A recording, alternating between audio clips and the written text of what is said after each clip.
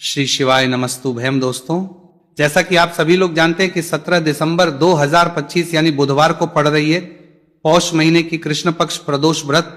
और दोस्तों, यह वह तिथि है जो पौष महीने में पड़ने सबसे बड़ी तिथि है, क्योंकि यह पौष महीने में पड़ने वाली है और इसका बहुत ही बड़ा और विशेष महत्व होता है। पूज्य गुरु जी ने कहा है कि अगर कभी भी मौका लग जाए और पौष महीने की प्रदोष व्रत बुधवार को पड़ जाए तो आप लोगों को 7 हरा दूर्वा का उपाय तो अवश्य ही करना चाहिए। इन दोनों का संयोग बहुत ही कम आता है। इसी के साथ में गुरु जी ने अपनी शिव पुराण कथा में बताया है कि इस दिन आपको 7 दूर्वा का उपाय तो आपको अवश्य ही करना चाहिए, क्योंकि ऐसा दिन पूरे साल में सिर्फ एक ही बार आता है। और दोस्तों, आप सभी लोग जानते हो कि बुधवार का अगर सबसे बड़ा उपाय है तो वह 7 हरा दूर्वा वाला उपाय है। तो दोस्तों, इस बुधवार प्रदोष व्रत के दिन आप लोगों को इस 7 हरा दूर्वा वाला उपाय को जरूर करना है। बहुत सारे लोग होंगे जिन लोगों ने इस उपाय को ना किया हो, मतलब पूरा साल निकल गया, उन्होंने किसी भी दिन इस 7 हरा दूर्वा वाला उपाय को ना किया हो। पर दोस्तों, आपके पास एक आखिरी मौका बचा हुआ है जो कि 17 दिसंबर के दिन है। तो इस दिन आप लोगों को इस वाले उपाय को जरूर कर लेना।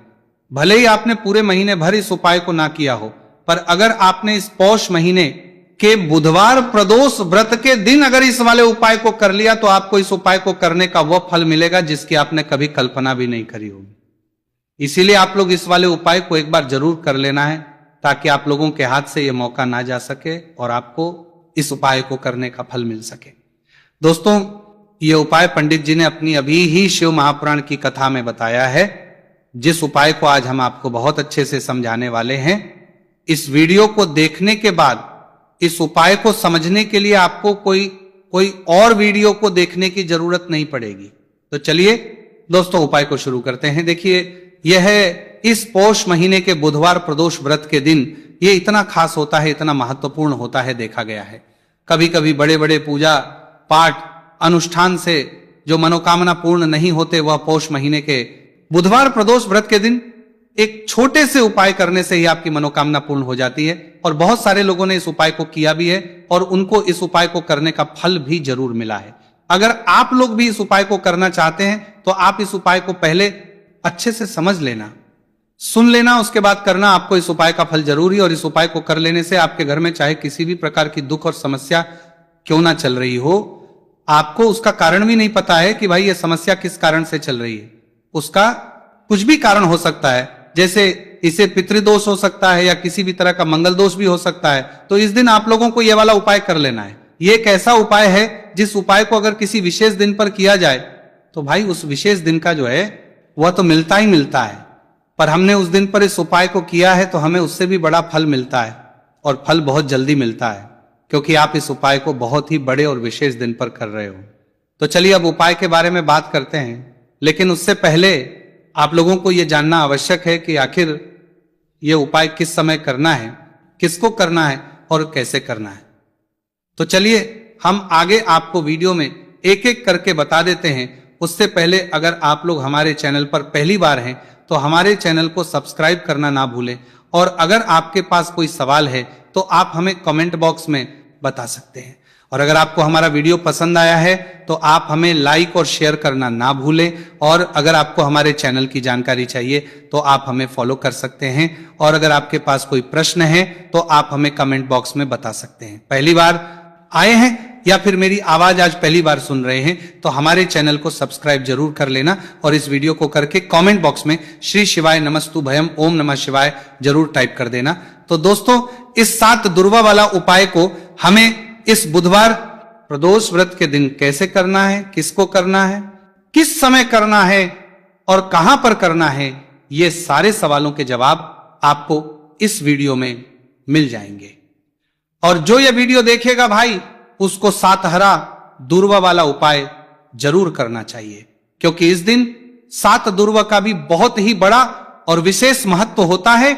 और जब बात आ जाए हरा दूर्वा की तो ये सोने पर सुहागा वाली बात हो जाती है, और ये एक बहुत ही बड़ा उपाय हो जाता है इस बुधवार प्रदोष व्रत का। तो अब दोस्तों, इस 7 हरा दूर्वा वाला उपाय को आखिर करना किसको है, सबसे पहले हम लोग वो बात जान लेते हैं। तो देखो, घर की जो बड़ी माताएं बहनें होती हैं, उन माताओं बहनों में से कोई भी एक बड़ी माता बहन इस वाले उपाय को कर सकती है। और दोस्तों अगर आप चाहें तो अपने घर में से सभी सदस्यों भी इस उपाय को करवा सकते हैं। अगर किसी व्यक्ति की खुद की कोई मनोकामना है, खुद की कोई दुख और परेशानी है जो कि वह अपने लिए ही करना चाहता है, इस वाले उपाय को तो वह खुद अपने लिए भी कर सकता है। बाकी अगर कोई घर में से ऐसा है जो कि अपने पूरे घर परिवार की सुख और शांति के लिए यह वाला उपाय करना चाहता है, तो भाई वो भी कर सकता है, उसमें भी कोई दिक्कत वाली बात नहीं है। कहने का मतलब यह है कि इस उपाय को हर सदस्य भी कर सकता है और पूरे घर परिवार के सदस्य के लिए घर की बड़ी माताओं बहनों में से कोई एक माता बहन भी कर सकती है। माताएं बहनें अगर घर में उपस्थित ना हो या वो ये वाला उपाय ना कर पा रही हो, तो फिर घर का कोई बड़ा सदस्य भी इस साथरा दूर्वा वाला उपाय को कर सकता है, चाहे फिर वो पुरुष ही क्यों ना हो, उसमें कोई भी दिक्कत वाली बात नहीं है। अब दोस्तों जो अगला प्रश्न निकल कर आता है वह ये आता है इसको लेकर कि आखिर इस उपाय को हमें किस समय करना है, सुबह के समय करना है कि शाम के समय करना है। तो देखो इस वाले उपाय को आप लोग सुबह के समय भी कर सकते हो और शाम के समय प्रदोष काल में भी कर सकते हो। अब अगर आप पूछो कि भाई सबसे उत्तम समय कौन सा रहेगा इस 7 हरा दूर्वा वाला उपाय को करने का, तो हम आपसे बस यही कहेंगे कि इस उपाय को आप सुबह के समय करेंगे तो ज्यादा बेहतर होगा। बाकी अगर प्रदोष काल के समय भी करेंगे तो भी अच्छा होगा, उसमें कोई भी दिक्कत वाली बात नहीं है। तो अब दोस्तों जो अगली सबसे बड़ी और महत्वपूर्ण बात आती है वो ये आती है कि सुबह अगर हम उपाय को करेंगे तो हमें कितने बजे से लेकर कितने बजे तक के बीच में करना है, और शाम के समय प्रदोष काल में करेंगे तो हमें कितने बजे से लेकर कितने बजे के बीच में करना है। तो देखो सुबह जितनी जल्दी हो सके आप उपाय को करने की कोशिश करना। बाकी अगर कारणवश लेट भी हो जाओ, थोड़ी देर भी हो जाए, तो 10 या 11 बजे तक भी आप उपाय कर लेना, पर 12 बजे से ज्यादा देरी ना हो, ठीक है, इस बात का ध्यान रखना। उसके बाद में दोस्तों अगर शाम के समय प्रदोष काल की बात करें, प्रदोष काल का जो समय है होता है वो शाम के 6 बजे से शुरू हो जाता है। मतलब शाम के 6 बजे से लेकर शाम के 6 बजे से रात के 8 बजे के बीच का जो समय होता है, यह समय प्रदोष काल का समय होता है। तो इस उपाय को 7 या 8 बजे के बीच में भी कर सकते हो। मैं आप कभी भी इस वाले उपाय को कर सकते हो, उसमें कोई भी दिक्कत वाली बात नहीं है। तो पौष का महीना ही है जो आपको धन दौलत पुण्य दोनों ही देने वाला है। पौष के महीने में तुलसी का पूजन करके श्री हरि विष्णु से जुड़े हुए कुछ उपाय करके आप अपने जीवन की निर्धनता, धन से जुड़ी समस्याएं, कर्जे से जुड़ी समस्याओं को हमेशा के लिए दूर कर सकते हैं। यह वही महीना है जिस माह में भगवान विष्णु योग निद्रा से जागते हैं। भगवान विष्णु को तुलसी अति प्रिय है, इसलिए उनकी पूजा में भी विशेष रूप से हम तुलसी का उपयोग करते हैं। और बिना तुलसी दल के, बिना तुलसी मैया के श्री हरि विष्णु की पूजा और उनका भोग दोनों ही अधूरे होते हैं। इसीलिए पौष के महीने में ऐसा उपाय आपको बताने वाले हैं जिसे करने से श्री हरि विष्णु की असीम कृपा आपको मिलेगी और मां तुलसी से ऐसा आशीर्वाद मिलेगा, जीवन का हर दुख, हर कष्ट, गरीबी, निर्धनता, कर्जे से जुड़ी समस्याएं सब कुछ ही आपके जीवन से दूर हो जाएगा और सुख, समृद्धि, धन, वैभव, ऐश्वर्य सब कुछ आपको अपने जीवन में आसानी से मिलने लगेगा। तो चलिए बात कर लेते हैं कि कौन सा उपाय है, तुलसी के पौधे में कौन सी चीज आपको रखनी है और इस उपाय को किस समय करना है। देखिए सबसे पहले तो आपको बता दें कि अगर आपके घर में तुलसी का पौधा नहीं है तो पौष के महीने में एक तुलसी का पौधा अपने घर में लाकर जरूर लगाए, क्योंकि पौष के महीने में जो लोग अपने घर में तुलसी जी का पौधा लाकर लगाते हैं, मां तुलसी का पूजन करते हैं, कभी भी मां तुलसी उनके घर में निर्धनता नहीं रुकने देती है। हमेशा उनके घर में धन की वृद्धि होती है, धन की वर्षा होती है। तो जरूर से तुलसी का पौधा आप पौष के महीने में अपने घर जरूर लेकर आए और अच्छे से आपको मां तुलसी का पूजन करना है। मां तुलसी के पौधे की देखभाल करनी है। और वो कौन चीज है जो आपको तुलसी के पौधे में पौष के महीने 17 दिसंबर बुधवार प्रदोष व्रत में रखना है, और कैसे यह चीज रखते ही रातों रात आपके जीवन में चमत्कार होगा और आपके भाग्य का भी आपको साथ मिलेगा। तो देखिए इस वीडियो में जितने भी उपाय हम आपको बताएंगे सभी उपाय सरल है। देखो गुरुजी ने कहा है कि बुधवार के दिन आपको 7 हरा दूर्वा वाला उपाय तो अवश्य ही करना चाहिए। वीडियो के अंतिम में आपको उपाय बताया है, आपको करना है। देखो आगे बढ़ने से पहले वीडियो को एक लाइक जरूर करें। देखो सबसे पहला उपाय, यदि आपके जीवन में कर्जा बहुत अधिक है, आपके जीवन में संकट बहुत अधिक रहते हैं, आपके ऊपर बहुत अधिक विपदा आ रही है, बार बार आपको अपने व्यापार में और अपने धन में हानि की थाली देखने को मिल रही है, यानी कि आपको प्रत्येक कार्य में हानि हो रही है, तो आपको ये उपाय करना चाहिए। इस उपाय को करने के लिए आपको दो चीजों की आवश्यकता होगी। सबसे पहले है, आप जानते हो, जो कि भगवान गणेश जी को समर्पित होती है, तो आपको वह हरा दुर्वा की आवश्यकता होगी, साथ ही में 1 लोटा जल की आवश्यकता होगी।